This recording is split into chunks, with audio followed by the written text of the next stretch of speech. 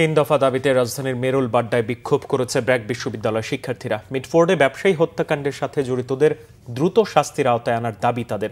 শনিবার দুপুরে বিশ্ববিদ্যালয়ের সামনে বিক্ষোভ করে তারা। এ সময় শিক্ষার্থীদের পক্ষ থেকে তিন দফা দাবি জানানো হয়। শিক্ষার্থীদের পক্ষ থেকে বলা হয়েছে, ব্র্যাক ক্যাম্পাসে ছাত্র রাজনীতি নিষিদ্ধ থাকবে। যে বা যারা বিশ্ববিদ্যালয়ের নাম ব্যবহার করে কমিটি প্রকাশ করবে তাদের অফিসিয়ালি প্রত্যাহার করতে হবে। সেই সাথে চাঁদাবাজি বন্ধে অন্তর্বর্তী সরকারকে 48 ঘন্টা সময় দেওয়া হয়েছে।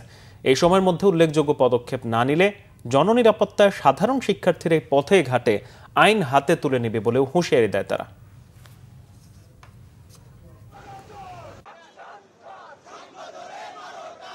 একজন মানুষকে এভাবে কখনোই নৃশংসভাবে হত্যা করে এটা আমরা মনে করি না এটা ঠিক। একজন মানুষের মারা যাওয়া মুমূর্ষু একজন মানুষের উপর উঠে নৃত্য করাটাকে আমরা বর্বরতার একটা যুগ হিসেবে দেখি। আপনারা পরিবর্তনের রাজনীতি করেন, দেশ পরিবর্তন হোক, আপনারা সবাই পরিবর্তনে আসেন। আমরা সবাই পরিবর্তন হয়, দেশ পরিবর্তন হোক। আমরা কোনো দেশে সন্ত্রাসের স্থান দিতে পারবো না। ছাত্র দল হোক, ছাত্র শিবির হোক, যেই রাজনৈতিক দলই হোক, আমাদের ক্যাম্পাসে কোনো রাজনৈতিক দলের কোনো কমিটি থাকতে পারবে না।